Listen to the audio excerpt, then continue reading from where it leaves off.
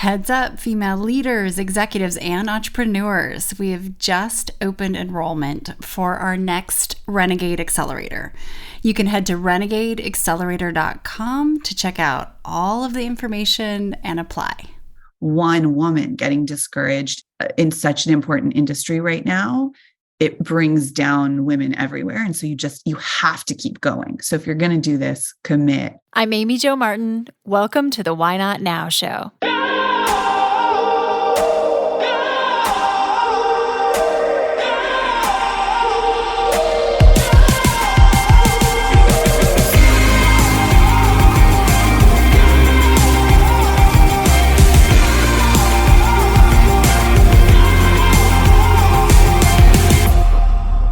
You know that thing you've been thinking about doing?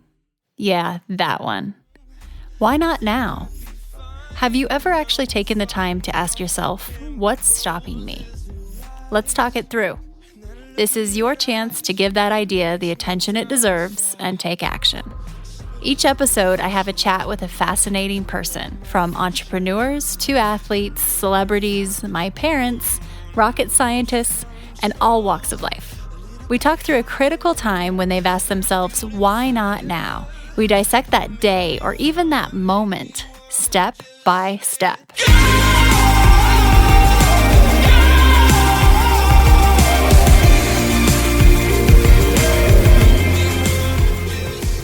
Jessie Draper is on the show today. You're in for a treat.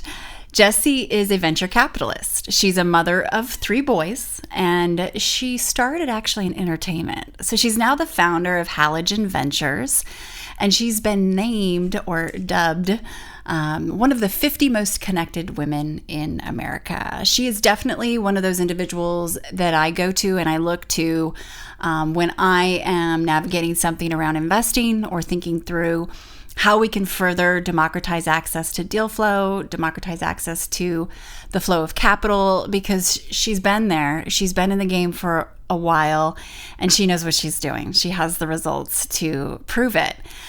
So Jessie has more than 70 companies in her portfolio, companies you've heard of, from, The Skim to even Carbon 38 and various companies that have been acquired by companies such as Twitter, Walmart, Procter & Gamble.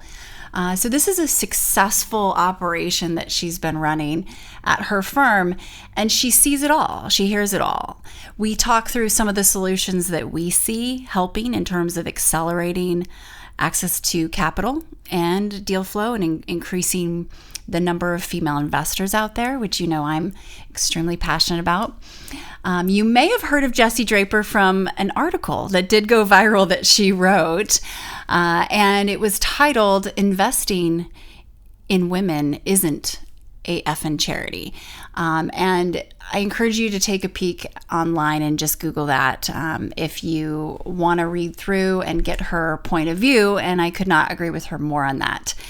This is a wide-ranging conversation. We talk through how she got her start, the challenges in getting into this vertical and into this focus area for her, as well as just even our own limiting beliefs that hold us back. You look at someone like Jessie and you think, wow, they must just have pure confidence. And we all still have that play a role in our world. It's all about how we deal with it, right? And how we overcome.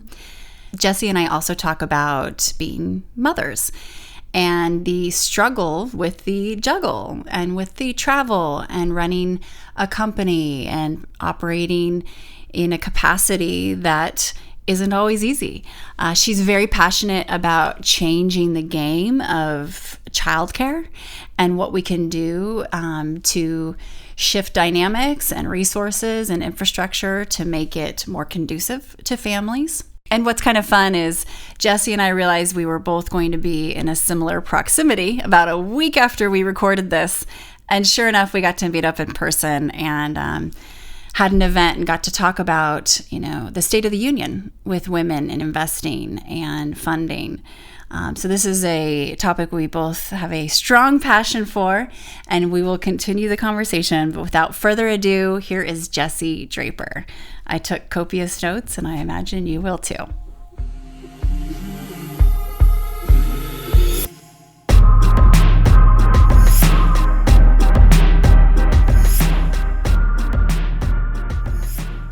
Jessie, welcome to the Why Not Now show. Thank you so much for being with me here today. And in the spirit of Why Not Now, let's hop in. Can you tell me about a time when you had a big decision to make and you had to ask yourself, why not now? I mean, I can think of so many. And when I think of big decisions, I mean, the things that come to mind, one, when I launched my career into venture capital, I was feeling like a fraud and I was coming from entertainment. I was a former entrepreneur and I ran this tech talk show back in 2008, 2009. And I thought, I know entertainment, I know technology, but for some reason, even though I'm seeing these incredible deals, and I think in the back of my head, I always knew I was going to raise a venture capital fund, I didn't feel like I could do it because I didn't see any women out there like myself. And so I asked myself that question probably exactly and was like, why am I not doing this? Like, why am I not jumping into VC? I'm helping.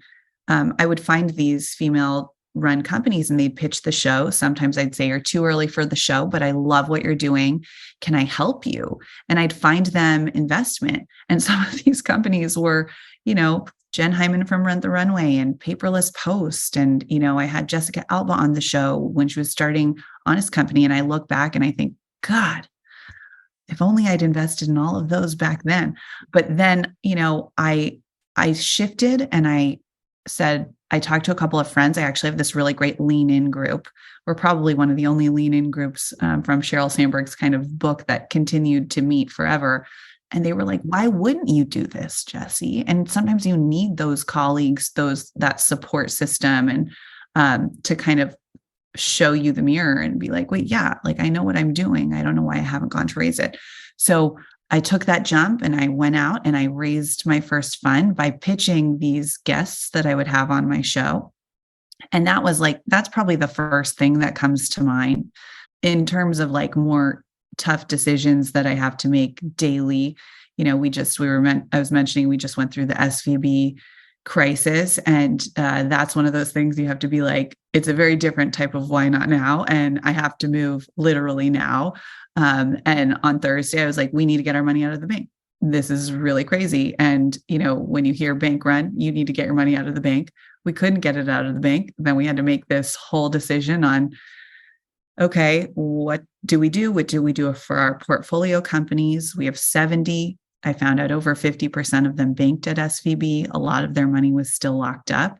And now it seems like everything's okay, but we're all still dealing with the aftermath. We ultimately all got our money out, but I had to make these very quick calls. I had to give advice to my portfolio when I'd never been through a bank run. And I had to put together best practices. Hey, you guys, in the next 24 hours, you should be planning on opening new accounts at other banks. From here on out, we will always have 2 to 3 banks per company. You need to be ready to sit there in front of your computer and try to wire out your money from SVB as soon as possible. Everyone's like, the government came to our rescue. But there was this moment where I was like, I'm trusting the government to sort through my bank accounts that are a lot of which were uninsured. Roku had 400 million of uninsured capital in there. Many venture funds had 2-3 billion in there.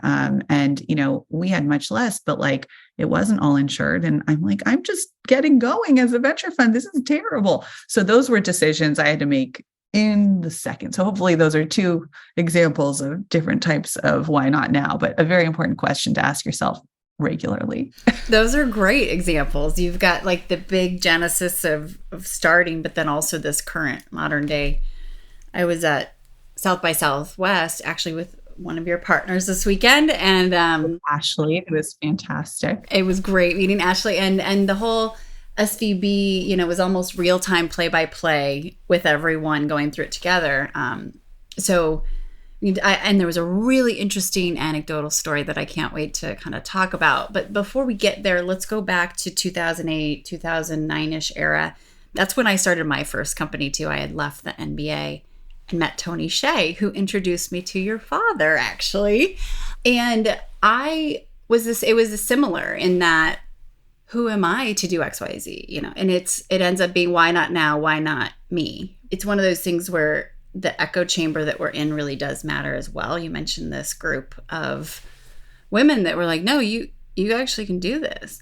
And that brings me to that point of what I call the 10% edge. So even if, something's new, you did know a lot more. You had all these, you had the calculus, you know what I mean? You knew the information of these female founders. You knew that they needed money. You knew where to go get money. You probably grew up with a lot of, osmosis with your father's, career too. So would you say, does that ring true to you? Like when you look at all the female founders you've invested in, their origin story, was there a lot of, I had 10% edge, or I didn't, like Jessica Alba, she wasn't exactly an entrepreneur, however, and I realized she may not have been an investment, and she's been on the show too, but she talked about imposter syndrome. Yeah. I mean, I think you always have imposter syndrome. I can even tell you recently, and just to give everyone background, my father's a venture capitalist, but I'm the first female venture capitalist in line. So I didn't go into venture capital because I thought, oh, there's no women doing this. Like it's all I know, but there's no women doing this. And so I went into entertainment and kind of followed in the footsteps of my aunt, who was a successful actress of the time, and then realized what I knew was technology. And I combined these two worlds during those early days of like the blogosphere. And, we were one of the first companies to partner on video content with like Forbes.com and Mashable. And I was like, anywhere I could find eyeballs, we were getting millions of views on like gas station, like kiosks and in Denny's restaurants. Like my gas station attendant used to be like, oh, this is you.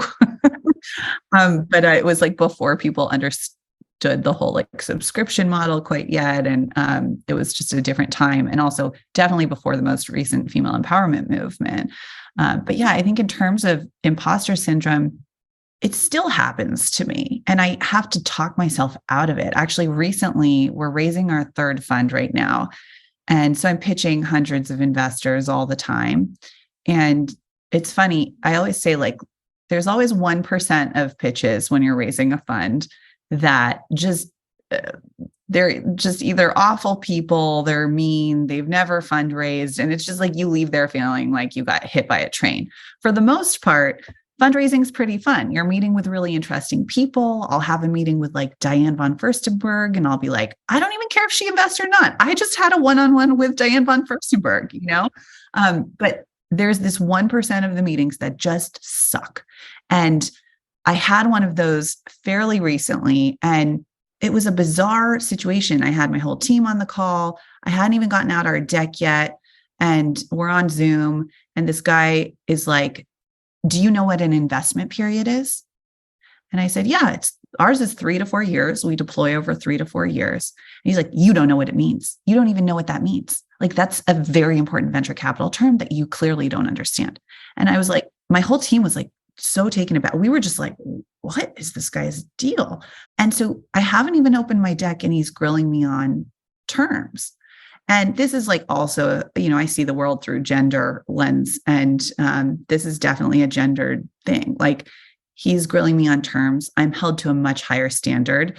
To give you like a completely other vision, you look at the FTX guy, he got a lot more money, but $150 million check from Sequoia while he was playing a video game. I mean, I think I'm sitting here being grilled on terms, and this guy was playing a video game and he got the money, and I'm being held, and I have a real track record, and I'm, very transparent, and just like when you think about those things, like that's how I feel like we need to change something there. Anyway, back to my imposter syndrome.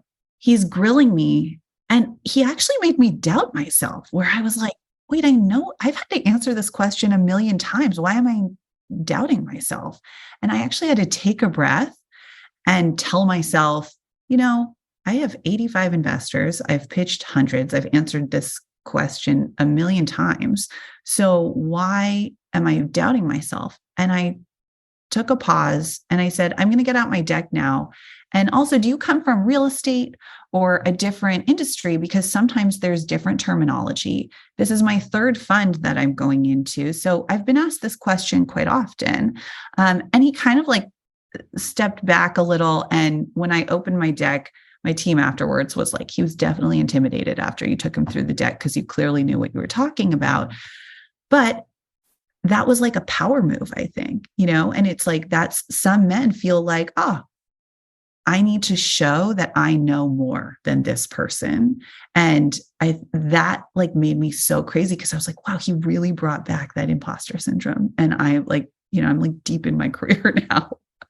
Oh, I have so many things to kind of expand on there, but we have a saying. There's a Renegade. She's a colonel in the army, and she's an orthopedic surgeon. And she says, if I intimidate you, raise your game. And so you clearly intimidated him after that. And I'm sure he was questioning what he was saying. But it's just that, from the get-go, you're not starting from the same place, right? And we were recently in LA having an event, and I know you're planning to join, but and something came up, but you would have seen this firsthand. Yeah. The women there are incredible, of all different industries. And as we're talking about kind of the spectrum of funding, many of them were not in this ecosystem, right? They would lean in and say, hey, I don't know what that term means. I don't even know what you're talking about. And it's like, that's okay. How would you have? Because that hasn't been your world or industry. No one taught you, or you haven't really had access. But B, no wonder we're very careful about what we say out loud, because look at what just happened to you. You've got the, 10,000 hours of experience. And so that's what I'm hoping to shift, is more of the education and the access to just information, so we feel more empowered and make the asks. And it's fascinating to see, you're raising your third fund and you're still dealing with this. We just hired a COO. She recently exited to private equity, 9-figure deal. And because she's fairly young still, or appears to be as a female, I see the way that people interact, and it is fascinating. And then she starts talking and they're like, whoa. But I think the education is so key.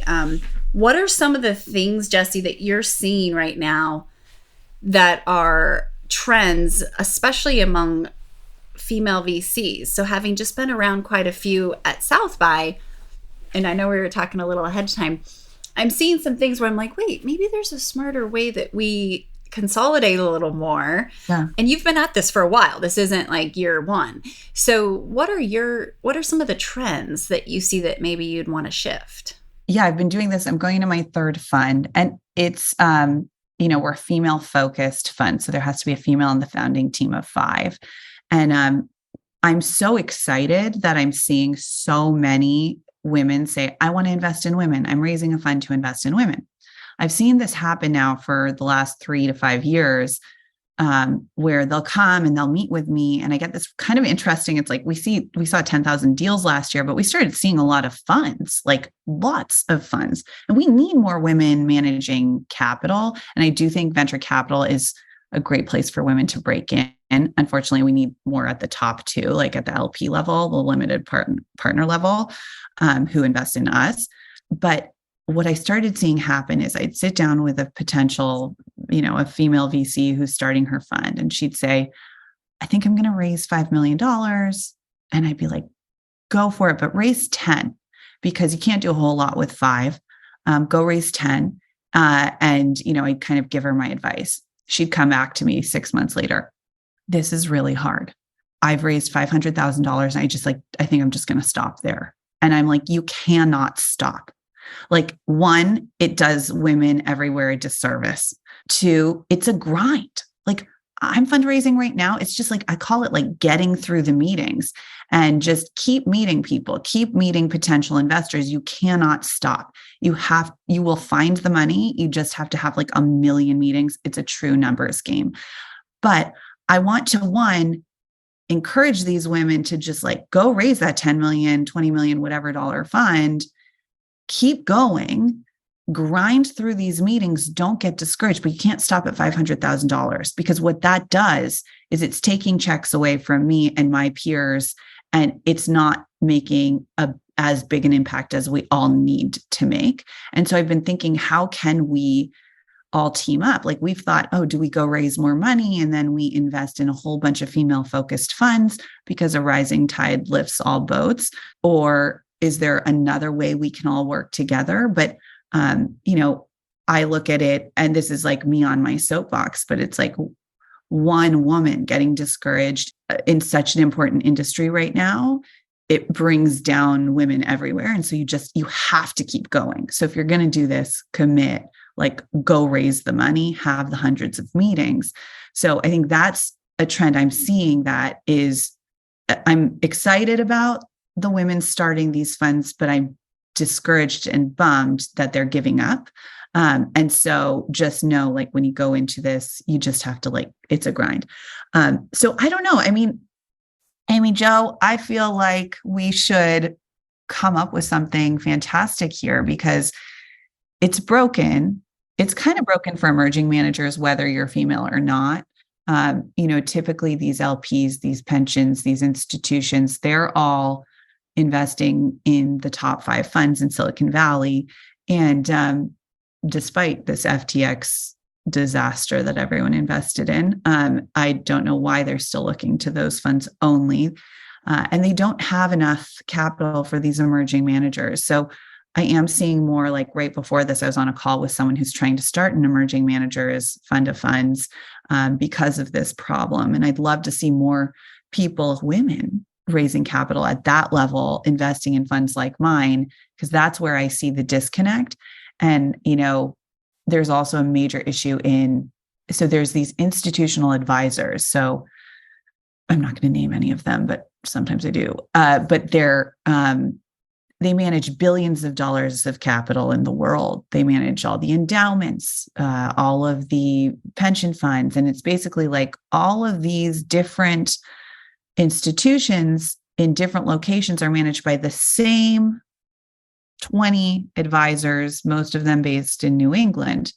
And I always think, wow, why don't we just blow that up? What if we shine a light on where all this capital was going? Because I know it's all going, 98% of it's going to those same 5 funds.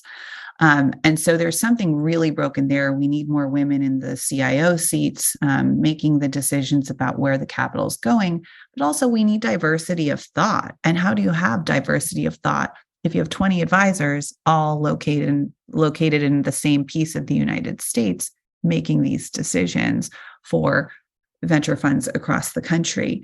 And so I don't know, I have all these wild and crazy ideas, but I'm like, what if you manage over, $1 billion, $4 billion of capital, which you definitely have enough capital to hire in-house and make the decisions yourself. And let's say it's like University of Arizona's endowment or something, which I have no contact with. I have no idea what theirs looks like. But I went to ASU, by the way, and I wouldn't say that I'm in tight, but I maybe I was picking up on that. But I'm picking up what you're putting down the strategy wise. Yeah. But say it's Arizona and then they're being managed by these guys out there.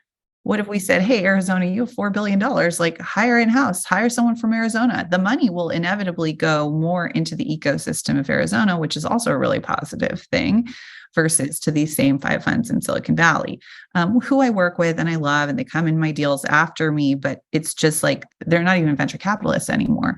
They're all now private wealth management groups, they're RIAs, they're in PE, they're writing, $50 to $350 million checks. That's not even in my playing field. So that capital needs to be redistributed. Anyway, I could go on all day about this. I could too. I mean, we might have to actually have another follow-up session, but I think, so what I love is we just fit really well together because Renegade, we're all about getting more women's seats on cap tables, board seats, and stages in terms of being able to further expand and grow thought leadership, voice of authority, not necessarily just for the sake of doing it. And what I know as serving on a board, specifically as an investor, and I was the only female, and it's a fertility company. I'm like, whoa. I realize how important it is, even on the corporate side. You mentioned CIOs, and it is really having women in all of those decision-making processes because, we're about education around this space and democratizing access to deal flow, but also help flow of capital through special purpose vehicles, we're not launching a fund.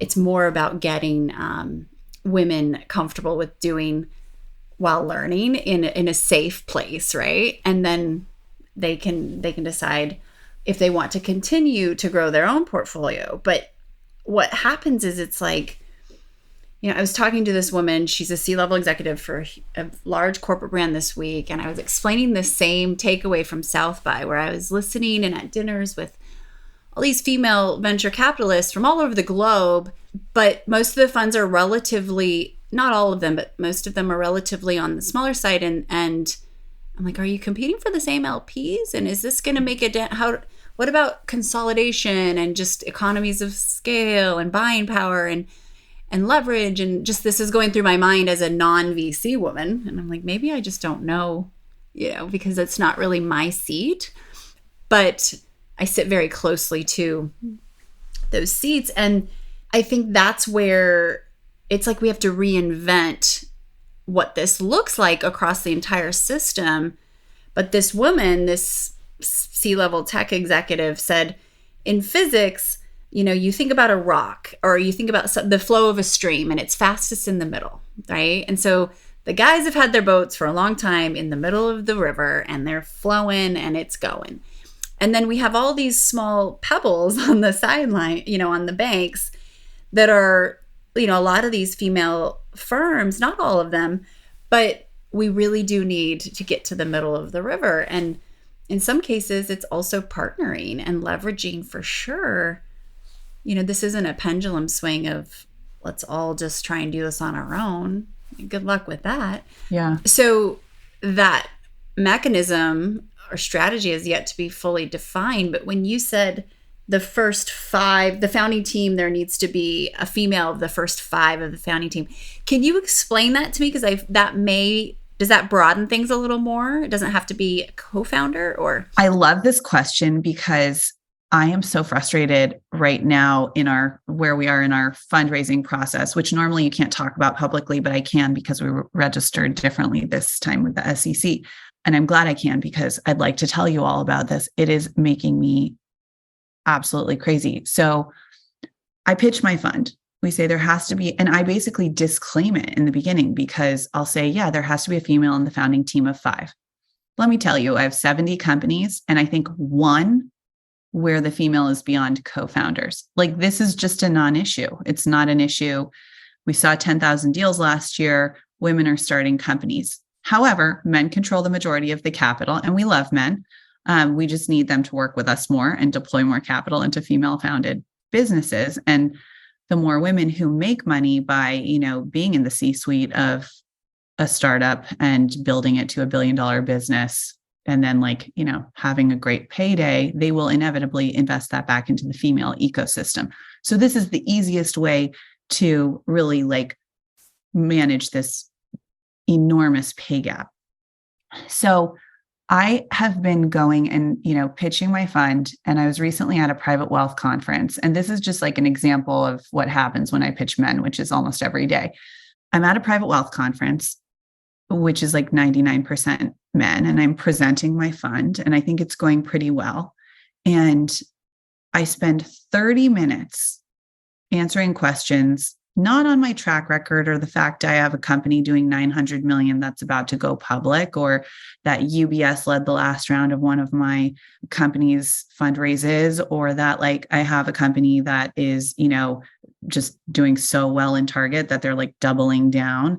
I mean, not on my track record, but so what if a guy works there? What if a guy pitches you? How do you see all the best deals if you're only investing in women? I spent 30 minutes answering these questions. The good thing is, after I answered these questions that were the biggest waste of time, I got, 12 or 13 guys who were pretty interested in investing in my fund. But look at my companies, look at my track record. So I've started to be I think I'm going to put all the female focused stuff in the back, so that it's look at my track record first. And then I can say we have 100% female founded businesses, which can be a fun little surprise at the end, because Like, that's crazy to me. It's like, I don't even understand it. And I'm like, just because you aren't seeing female focused deal flow doesn't mean it's not there. It means you need to go into new networks and, make sure that you're thinking about women in diversity. And, also because we went off of the traditional path of venture capital, and we, don't only take Stanford and Harvard student CEOs. We said, hey, our bucket is women. We're looking for women. And we got such a unique diaspora of founders. We have over 50% minority-led companies just because we were looking for women and the best businesses. So really, like, you look for the best businesses and you say, it's just like a different type of deal flow. And I think that you see these VC guys who, again, like, they're not bad people. I think you just have to get them to think differently, and they share deal flow with the same 5 or 10 VCs. And then the same 5 or 10 VCs are on the cap table over and over and over and over. And there's no room for others. So to your point, like, I do think we need to collaborate more as women, but I also think we need to collaborate more with men. So yes, so that's my my 5 founder disclaimer, but it's really a non-issue, and it's really so that I don't have to answer 30 minutes of questions like that.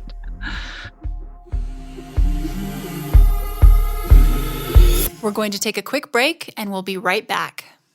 Hi, everyone. If you are digging this podcast, please do us a favor and subscribe, rate, and review on iTunes. It just takes a moment and it means a ton to us. Something Mark Cuban once said when I was like talking about this gender and investment conversation, he's like, I see green, right? He's like, I don't see pink or blue. I see green. I see the business opportunity. I'm like, okay, we could go a lot of different directions with that, but at least he's clear. So I was on this panel at South by, and 3 guys and me, and it was specifically focused on sports and investing. And 2 of the guys, so it was Lance Armstrong and Darren Ravel, were talking about a deal that one of them cut the other into, kind of as an aside. And I interrupted him. I was like, hold up. Can we actually talk about what just happened there? Because if it weren't for, gosh, I think it was a happy hour 10 years ago where a couple guys were doing that, my friends, and I was like, hey, they were texting with outsiders who were cutting them into some opportunity. And I was like, what are you doing? And started asking the questions. I wouldn't have gotten in the loop if it weren't for that. And I said, hey, can I get in? What does that even mean? I don't even know what you're talking about. And then they said, sure. And it became a safe place to ask all my questions about these terms and how it worked. And like, how much money did I need? I always thought you needed millions of dollars to invest, right? And so that process has allowed then me to open up to more women, right? Just kind of getting in the loop. And I don't think it's almost education. It's not so much, hey, we've been kept out. It's just been, no, we just haven't been in proximity, right? So I kind of go through this point and then point to Lance, who has partnered with Melanie Strong in a venture capital firm, and how much power that can bring to be able to have a man and woman, whatever the calculus is that's going to move the needle forward. But it could be like not even leading with the fact that it's female focused. Everybody's going to know that, right? Yeah, for you, totally. Like, look at your portfolio is stacked, and it's, how many exits have you had? Like 10? I had 10. Yeah. And then we have, I think we're going to have a company go public soon, which I can talk about because it's called Babylist. And I need all of you to tell every single person, specifically men in finance, about how awesome they are, because they're just starting to market now. And I want everyone to like hear how awesome they are, but they're the largest baby registry. They're doing so well. And they're the company doing 900 million GMV. It's incredible. And like people, I mean, actually, that's my favorite thing to tell all these rooms, because you see the jaws just drop. Like, they're like, wait, what? A baby registry company is doing 900 million? I'm like, yeah. Are you paying attention now? Right. And don't even, it's almost like just put the number out there and then tell them what it is after, right? It's like we got a Trojan horse everything, which is fine if that's going to get us further quicker. But What exactly do you want listeners to do to help support this? So they're likely going to go public, you said. So what can we do? So just tell everyone about this company, especially if you know anyone in finance. That's, we're marketing, which means, they need to get in front of those sort of financial crowds, because when you go public, you need a whole bunch of large financial players to basically invest and buy a lot of the shares. And so you go through this whole period of marketing your fund before they've filed the S1 to go public. So this is a time where we can talk about it. And so just use Babylist, talk about Babylist, talk about how they're doing 900 million and all they're doing is their technology and they're selling baby stuff. And I think also that just helps women as a whole. We're really focused on investing in this category that we've defined as future of families, and that's childcare, ed tech, anything in and around the home.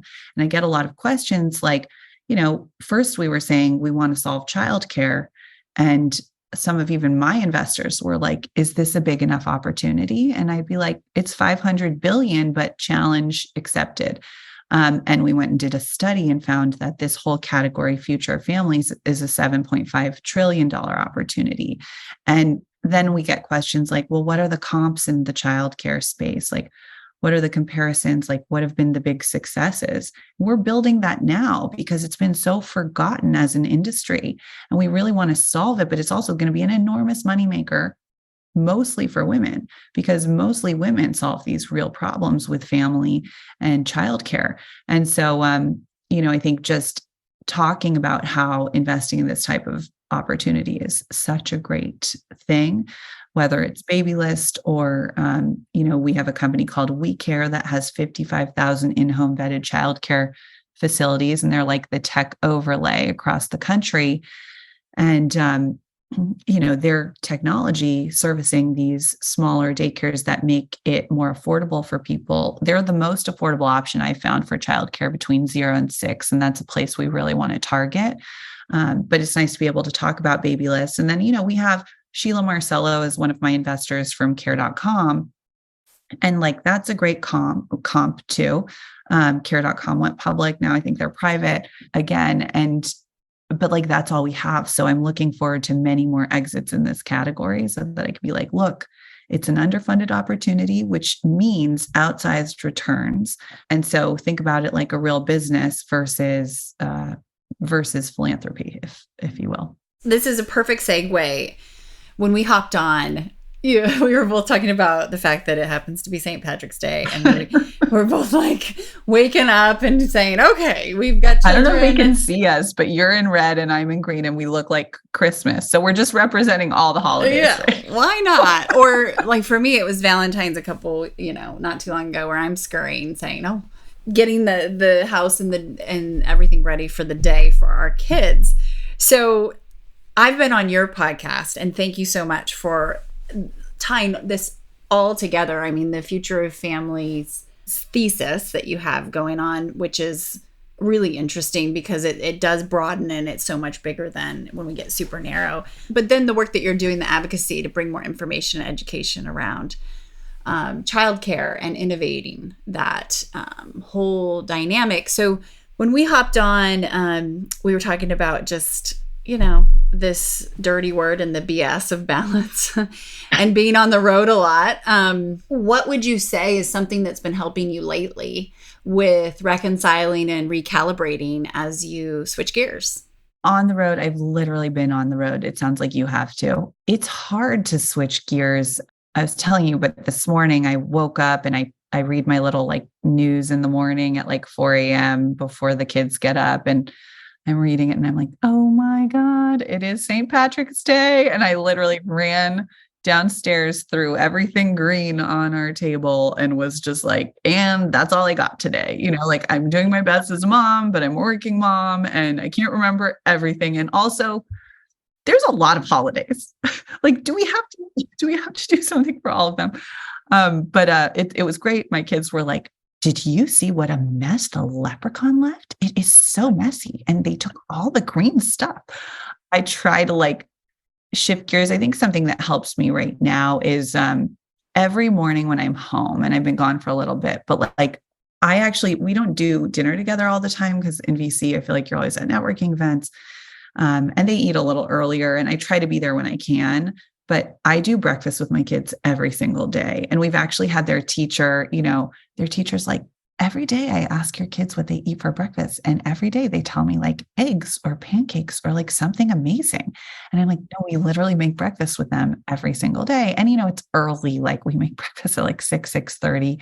But it's this special time that I get to spend with them. And it makes me feel like while I can't cook every meal, I will cook eggs and bacon and sausage and like whatever, and make it kind of fun and special in the morning. And it makes them really excited to get up in the morning. And not everyone has that like capability, but that grounds me, like having that when I get back in my routine where I'm making the kids breakfast in the morning. And it also just makes me feel like I did something for them today. I love that. So it's very similar, maybe not 6, but it's an anchor of your day, starting your day too, when you're at your best versus scurrying along and then saying, oh, I got to get home for dinner. And maybe that's not the best energy that you have for reserve. So it's like giving them your best out of the gate. I love that. A couple of rapid fire questions and we'll wrap up if you're game. Always game. I'm game for anything. Amy Jo, I'm all game. And also everyone has to listen. She mentioned she was on my podcast. You guys have to listen. She has such an amazing story on my podcast, Mommy Mental. Yes. Thank you. All right. What keeps you up at night? I mean, you guys have heard so much about it here today on this podcast, but there are days where like the misogyny in the world really weighs me down. And I do love men. I have 3 little boys that I'm raising as very empowered boys. I grew up with a really strong dad and a great relationship with my dad.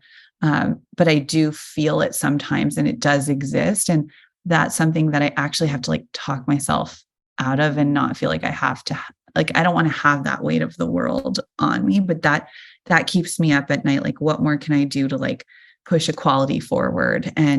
But that also gets me up in the morning, right? It's like, I'm ready to do this. Like, what can we do? Like, how do we get more women out there in the working world, et cetera? That keeps me up at night. And then like, if I go to the doctor and the doctor says something about endometriosis or something, then I stay up all night Googling whatever they told me. I'm sure everyone has those. Yes, those are the other types of things that keep us up at night. You're looking at a deck. You saw 10,000 decks last year. Evidently, that's a lot. How do you even source and analyst? We can't even get through them all. I mean, obviously, I can't sit down and look at 10,000, but we have different ways of sourcing. For sure. But they cross your path.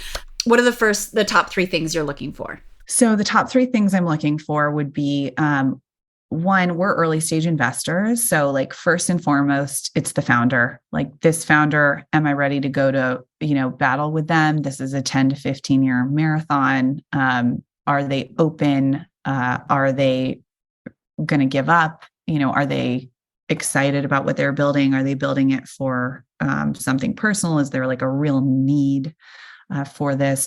The second would be a product that has some sort of like proprietary technology, something surrounding this product that has like an interesting moat. Why can no one else do this and build this product like this? Why is this going to win? And then the third thing is some kind of traction. So like, is it, $1 million in revenue? But don't let that intimidate you. Is it 100,000 users, but don't let that intimidate you? Is it a research white paper that you have on why there's a need for this in the industry and why it doesn't exist? I think there's a lot of different ways to show engagement or traction or something to an investor when you're building something that's never been built before. And so those are the 3 I would look for. I love it. Great. When you hear the word renegade, who pops into mind for you? So many people, but I think I would probably say Cindy Eckert, who created the first female Viagra essentially and sold it to Valiant Pharmaceuticals, and then wasn't satisfied because they hadn't launched it. And so she wasn't afraid to sue them, and she got it back. And they basically were like, you just made $1 billion and we're going to give it back to you. And then here's 25 million more for your trouble. And she's just like so determined to get this product out there for women, because men have 26 sex drugs on the market and women can't even have one apparently. And so she is just a force. I also think Rebecca Minkoff, who is one of our investors, both of them are investors. Both of them have been on the show too. On this show too. Oh, good. I love They're them. both fantastic. Rebecca Minkoff is just willing to try anything new in technology. And I think as a fashion designer and just female leader, I think that's really important. A lot of people are stuck in their kind of boxes, but she's really seen it pay off to try new things and innovate on her business. And so I do think she is just one of the most innovative, creative minds, always open to trying something wild and crazy to like get her brand out there. And I think she's just a force. So those are two who come to my mind. Great. Thank you. Thank you. Let's wrap up here. I know you need to hop. Thank you, Jessie, for everything you're doing. And I've been, I learned from you from afar, and it's been incredibly encouraging because seeing is believing. And so that means a ton. And I appreciate your time and energy. This is not the end for sure. We've got a lot of work to do still. We do, but we're doing it. We're doing it. Don't let misogyny keep you up at night too. But Amy Jo, thank you so much. This is so fun. You're the greatest, and I'm a huge admirer of you. And I definitely love seeing what you're up to. And so, let me know what else we can do together, because we got to take over this world. Absolutely. Thank you.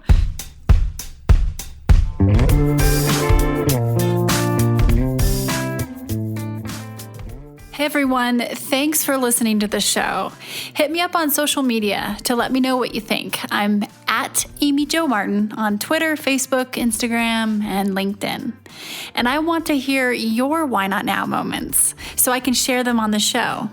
Just send me a note to whynotnow@amyjomartin.com. For show notes and other offers, you can visit amyjomartin.com/whynotnow. And while you're there, don't forget to sign up for my email newsletter for exclusive content and announcements. A big thanks to Rock Salt Music for all of the tunes by the talented John Coggins. And of course, a hat tip to Richard Brewer for editing and producing the show. I'll see you next time. And until then, why not now?